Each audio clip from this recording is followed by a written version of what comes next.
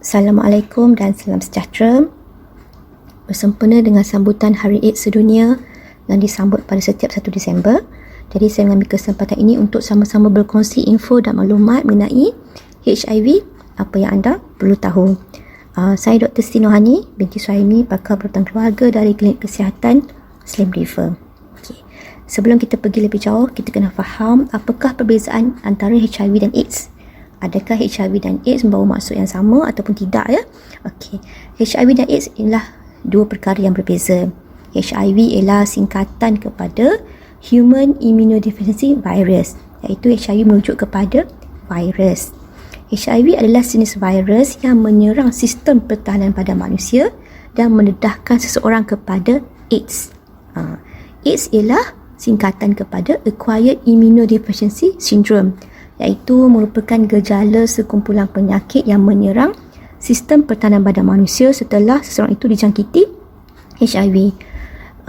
Ini maksud bila seseorang itu dijangkiti HIV, tidak semestinya dia mengalami AIDS, bergantung kepada sama ada pesakit tersebut mempunyai tanda-tanda ataupun tidak. Jadi apakah tanda-tanda AIDS tersebut? Kita akan bincang untuk slide yang akan datang. So bagaimana HIV merebak? HIV berebak melalui cecair badan.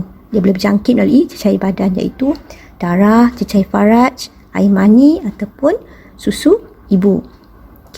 Jadi cara jangkitan pertama melalui hubungan seks dengan seseorang yang telah dijangkiti HIV. Hubungan seks ni sama ada heteroseksual, iaitu lelaki dan perempuan, homoseksual, lelaki dan lelaki, ataupun bisexual, bersama lelaki pun ya, dengan perempuan pun ya. Sekarang ni yang agak membimbangkan kita ialah seks lelaki dan lelaki itu homoseksual ataupun dia antara gay lah. Istilah yang kita guna sekarang ialah male sex to male. Kerana kalau kita tengok cara jangkitan HIV buat masa kini ni banyak daripada seks lelaki dan lelaki. Yang ini akan membimbangkan kita lah. Cara yang kedua ialah berkongsi jarum suntikan dengan penagih dadah yang telah dijangkiti HIV, dan yang ketiga daripada ibu yang positif HIV kepada bayi. Ibu yang positif HIV ni boleh menjangkitkan HIV kepada bayi ketika dalam kandungan itu sendiri ataupun ketika proses bersalin dan ataupun melalui susu ibu. Ini just infografik lah supaya kita nampak lebih clear ya. You can get HIV via sex without a condom, pass from mother to baby, sharing injecting equipment ataupun contaminated blood transfusion ataupun organ transplant. Sebelah ni another infographic menunjukkan macam mana HIV infection boleh tersebar, unprotected sexual intercourse with an infected partner, vertical transmission iaitu daripada ibu kepada bayi macam kita tadi sama ada in utero, during delivery ataupun melalui breast milk ataupun injection drug use. HIV tidak merebak melalui perkara-perkara berikut. Virus HIV ni adalah virus yang lemah. Dia tak dapat bertahan di luar badan manusia. Sebab tu manusia ni lah kita panggil pembawa. Jadi HIV tidak boleh jangkiti melalui sentuhan seperti duduk bersebelahan, berjabat tangan, memeluk atau bekerja dengan pesakit AIDS. Jadi kita jangan diskriminasilah pesakit AIDS ataupun mereka yang dijangkiti HIV. Berkongsi kemudahan awam seperti telefon awam, kolam renang, tandas dan pengangkutan awam. Seterusnya berkongsi perkakas atau makanan dengan seorang pesakit AIDS ataupun mereka yang dijangkiti HIV. Bersin, batuk, berpeluk ataupun kencing pesakit AIDS tersebut ataupun melalui gigitan nyamuk. Ini another infographic nak menunjukkan HIV is not transmitted by air or water, saliva, sweat, tears or closed mouth kissing, insects or pets ataupun sharing toilets, food or drinks. Jadi bagaimanakah situasi HIV di Malaysia sekarang Kita boleh tengok graf ini. Maaf graf tak berapa clear, tapi saya nak menunjukkan terdapat perubahan landscape HIV di Malaysia waktu sekarang. Daripada 1990 hinggalah ke 2018, kita boleh lihat di mana cara jangkitan HIV tu dah berubah dia punya landscape. Kalau kita tengok pada tahun 1990, kebanyakan HIV berjangkit melalui graf yang pink tu. Graf yang pink menunjukkan jangkitan melalui perkongsian suntikan jarum. Okey, dan graf orange menunjukkan berjangkit melalui pembinaan darah, organ dan sebagainya ya. Dan pada tahun 1990 kita tengok hijau ialah hubungan seks berlainan jantina, heteroseksual, dan seterusnya. Kosong-kosong tu merujuk kepada hubungan seksual antara lelaki dengan lelaki, dan kosong lagi satu warna purple ialah jangkitan dalam kandungan ibu. Pada tahun 1990 itu semua tak ada. Yang banyak ialah perkongsian jarum suntikan. Tetapi pada tahun 2010 dah berubah dah sikit landscape di situ, di mana jangkitan HIV melalui hubungan seksual berlainan jantina dah makin naik. Mungkin disebabkan oleh mungkin perubahan dari segi lebih mudah melanggan ke, kita punya media sosial yang lebih meluas penggunaan, lebih mudah untuk mencari pasangan, untuk mengadakan hubungan seks ke, mungkin ya. Jadi pada tahun 2018 yang lagi amat membimbangkan kita bila kita tengok graf warna kuning tu dah naik sampai lebih 50%. Kuning mewakili apa? Menunjukkan cara jangkitan HIV melalui hubungan seksual lelaki dan lelaki, iaitu male to male sex, ataupun gay lah.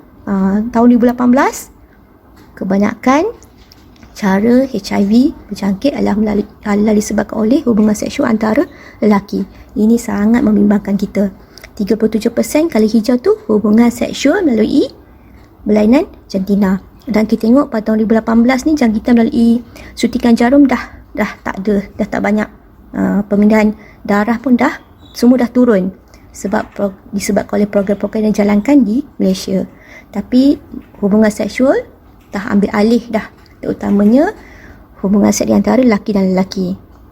Ini pun sama seperti 2010, saya mungkin disebabkan oleh penggunaan media sosial yang semakin meluas, lebih mudah untuk mereka mencari partner mungkin ya. Jadi ini kita harap adik-adik luar sana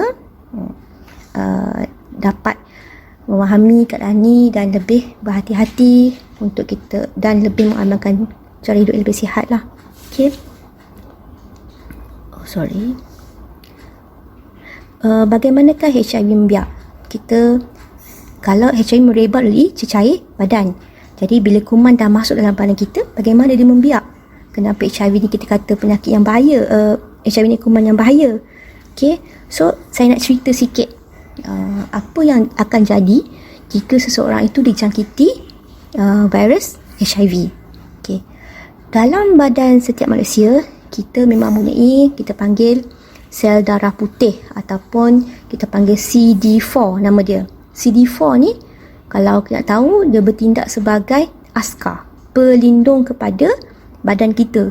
So CD4 adalah yang mainkan peranan untuk melawan kuman-kuman penyakit yang akan masuk dalam badan.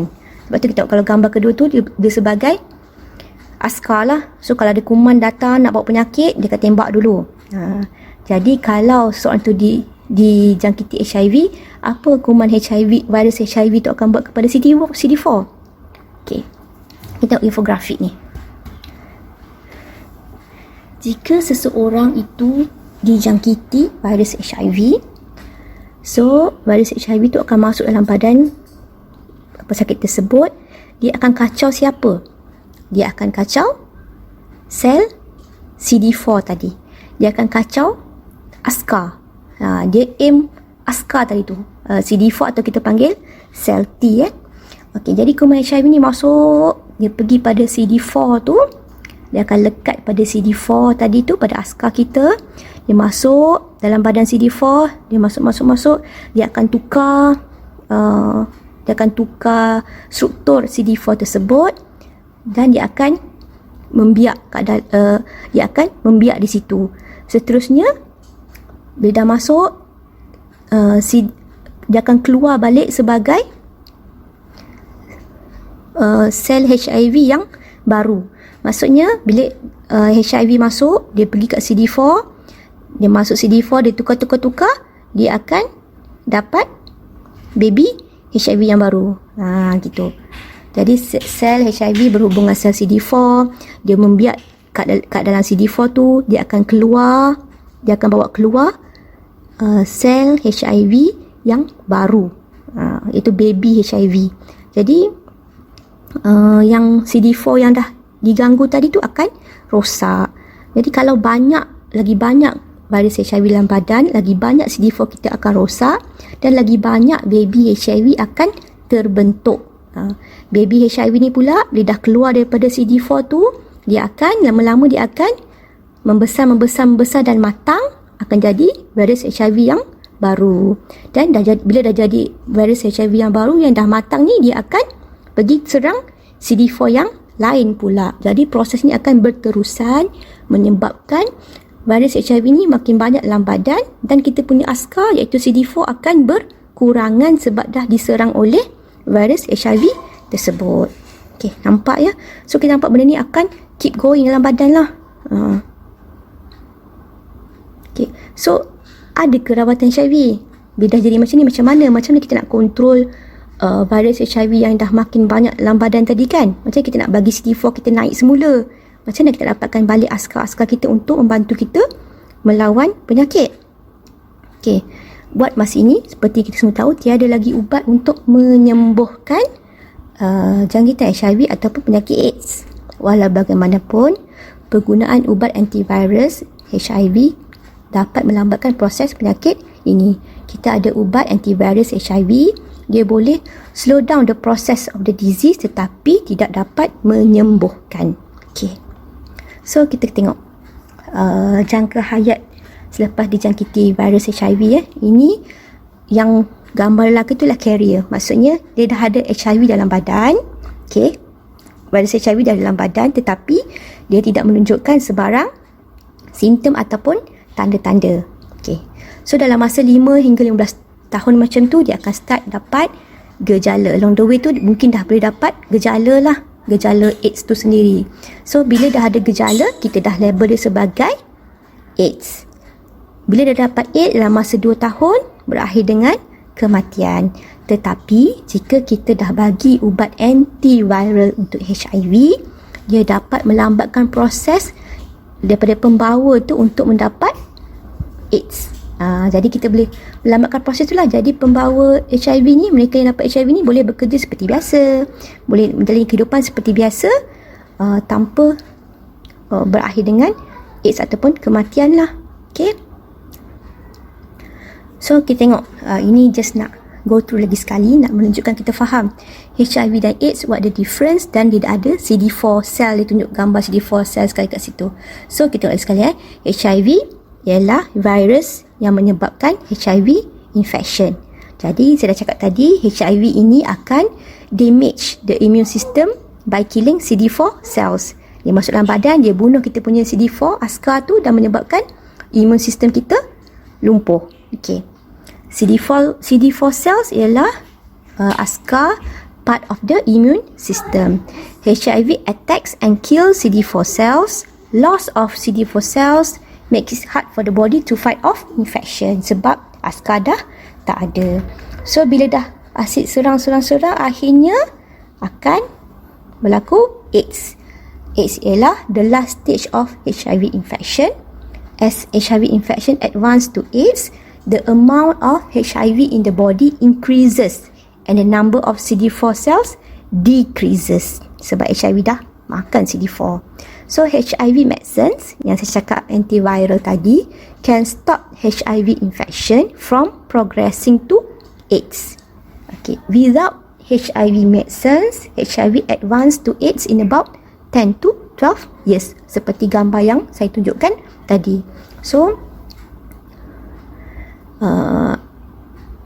mereka yang tidak mendapatkan rawatan antiviral HIV, dia akan progress kepada AIDS dalam jangka masa 10 tahun macam tu. So apakah tanda-tanda AIDS? Tanda-tanda AIDS ialah demam berpanjangan, turun berat badan mendadak, berpanjangan cirit-birit, lemah, bengkak kelenjar, batuk berpanjangan. Ini semua antara tanda-tanda AIDS. Ada banyak lagi tapi ini antara-antaranya lah. Ini contoh-contoh jangkitan lazim pada pesakit AIDS. Mudah dapat oral candidiasis, Oral candidiasis ni ialah jangkitan fungus ya pada mulut, non-Hodgkin lymphoma, bengkak, ataupun kanser pada kelenjar. Kaposi sarkoma ni ialah kanser kulit. Herpes zoster ni ialah jangkitan virus jugalah, herpes zoster. Ini pada kulit ya. So ni contoh-contoh jangkitan lazim pada pesakit AIDS. Yang paling common yang kita selalu dengar ialah tuberculosis, iaitu batuk kering lah kita panggil kan. Yang ini biasanya patient akan presented dengan batuk yang berpanjangan, biasa lebih 2 minggu, berpeluh malam, demam, dan susut berat badan ataupun kurang selera makan. Bila kita proceed dengan x-ray, dia ada findings di chest x-ray pesakit tersebut. Ini antara penyakit lazim yang ada pada pesakit AIDS lah. Bila mereka dah start ada tanda-tanda, inilah sindromnya. Okay. So apakah rawatan HIV yang kita ada sekarang? Sebenarnya kita dah ada offer lah sekarang rawatan HIV, iaitu antiviral. Kita ada kita ada banyak jenis antiviral. Dia memerlukan combination antara antiretrovirus itulah. Dia ada cara-cara yang kita perlu combine grup ini dengan grup ini macam tu ya. Itu rawatan HIV. Jadi kita kena ingat, rawatan HIV ni bukan untuk menyembuhkan, tetapi kita nak slow the progress to AIDS supaya pesakit-pesakit yang telah jangkiti HIV dapat bekerja seperti biasa, dapat menjalani kehidupan seperti yang normal lah. Okay, so seperti saya katakan tadi, rawatan antiretroviral ni dia melewatkan peringkat AIDS. Dia mencegah jangkitan oportunistik. Jangkitan oportunis ni macam tadilah, jangkitan-jangkitan kita tengok tadi, batuk kering, TB, jangkitan fungus, jangkitan pada kulit, jangkitan pada usus dan sebagainya. Memanjangkan hayat dan meningkatkan kualiti hidup kerana pesakit dapat bekerja seperti biasa. Okay, so ni nak menunjukkan infografik. With treatment, bila dia ambil antiretroviral tu, virus HIV akan sikit. Kita punya CD4 cell tadi, kita punya ASCA tadi akan tinggi. Jadi kita akan lebih, pesakit HIV akan lebih sihat. Sebab CD4 dah tinggi, dia punya ASCA dah banyak untuk membantu badan melawan penyakit. Dan kuman HIV akan berkurangan lah dengan pengambilan antiretroviral yang berterusan. Tapi pada mereka yang tak ambil treatment, tak ambil ubat, ataupun tidak mengambil ubat dengan cara yang betul dan berterusannya, CD4 tu akan sikit. Yang banyak ialah virus HIV tersebut. So bila virus HIV banyak dalam badan, dia akan makan kita punya CD4, menyebabkan pesakit tersebut mudah mendapat jangkitan lah, mudah mendapat penyakit oportunistik jangkitan tadi kan, dan akhirnya boleh menyebabkan AIDS. So kita kena faham gambar lah. Ini menunjukkan kepentingan mengambil rawatan antiviral secara berterusan dan mengikut seperti yang diarahkan oleh doktor lah. Okay, so apakah langkah pencegahan? Semua penyakit memang kita perlu mencegah lebih baik daripada mengubati. So pencegahan saingi hidup, elak HIV, elak seks bebas, elak seks sesama, homoseksual ke, heteroseksual ke, bisexual. Kita kena elak seks bebas dan elak seks sebelum menikah. Sayang dan setia pada pasangan. Jangan mengambil dadah. Apa jenis dadah pun kita kena elakkan. Dan kita perlu melibatkan diri dalam aktiviti yang sihat, riadah, sukarelawan, kerohanian dan juga kemahiran, yang mana ini semua dapat membantu kita untuk ke arah yang lebih baik, lebih sihat, dan mengelakkan risiko-risiko untuk mendapat ataupun dijangkiti virus HIV. Saya nak tekankan lagi sekali, awas bahaya media sosial. Sebab kita tahu dengan media sosial apa-apa sahaja yang kita nak boleh didapati. Kadang-kadang cari partner pun boleh dapat media sosial. Ini yang kita risau sekarang. So berhati-hati dengan penggunaan media sosial. Pastikan penggunaan media sosial kita ke arah yang kebaikan lah, yang bukan yang meningkatkan risiko untuk kita semua mendapat penyakit yang berbahaya. Saya nak tambah sikit ya. Kalau jangkitan melalui hubungan seks tadi, selain daripada penyakit dijangkiti virus HIV, Penyakit yang boleh juga berjangkit ialah kita panggil penyakit hubungan kelamin, iaitu sexually transmitted disease ataupun sexual transmitted infection, yang mana boleh berlaku kepada mereka yang melakukan seks luar nikah ataupun seks bebas lah. Okey. Antaranya gonoria, chlamydia, sifilis, dan banyak lagi. Tapi ni kita perlu bincang untuk tajuk lain lah.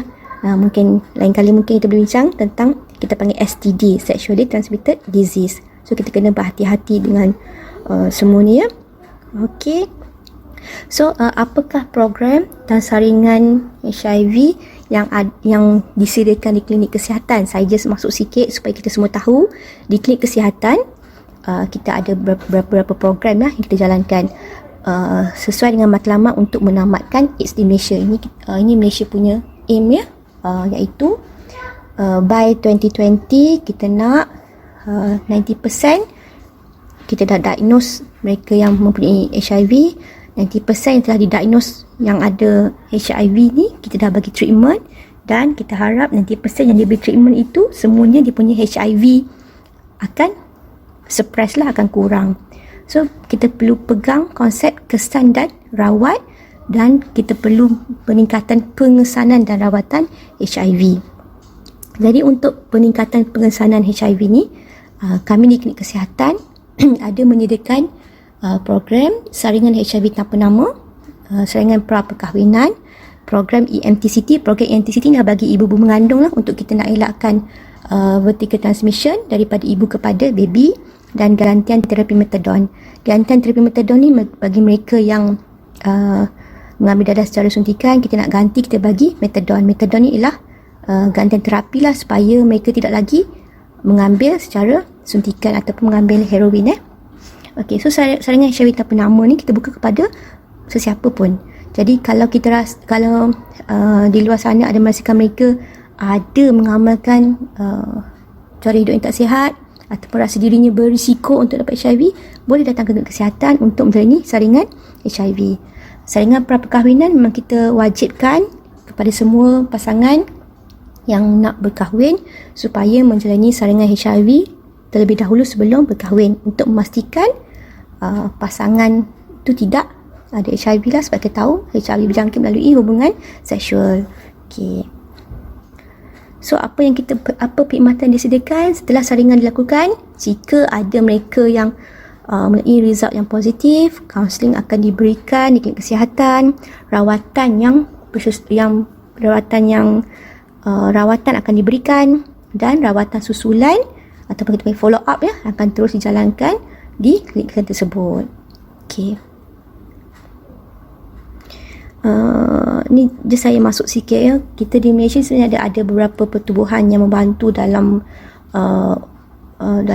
urusan ataupun rawatan AIDS ni ya. So antara pertubuhan yang sangat common untuk AIDS ni ialah Malaysian AIDS Council ataupun MAC kita panggil. So MAC ni dia melengkapi dan menyokong usaha kerajaan untuk memaksimalkan tindak balas masyarakat terhadap HIV AIDS, dan untuk memaksimalkan penggunaan sumber yang terhad yang disediakan. So objektif utama adalah untuk meningkatkan kesedaran tentang HIV AIDS, dia mencegah penyebaran HIV, dia nak menghapuskan diskriminasi, stigma dan prejudis yang berkaitan dengan HIV AIDS, mempromosi dan melindungi hak-hak mereka yang terdedah pada HIV AIDS, memastikan mereka yang HIV AIDS ni memiliki kualiti hidup yang tinggi, dan menyediakan penjagaan dan sokongan kepada individu dengan HIV AIDS. So inilah satu pertubuhan yang baik untuk membantu mereka yang dijangkiti HIV AIDS. Okey, saya rasa itu sahaja untuk perkongsian pada hari ini. Semoga perkongsian ini dapat beri sedikit sebanyak ilmu baru ataupun memberi maklumat lah untuk kita lebih memahami masalah tentang HIV dan juga AIDS. Jadi lagi sekali kita akan ke sini mencegah lebih daripada mengubati, elakkan AIDS, elakkan perkara-perkara yang boleh terjebak ke arah risiko untuk mendapat ataupun dijangkiti HIV. Sekian, terima kasih. Assalamualaikum warahmatullahi wabarakatuh.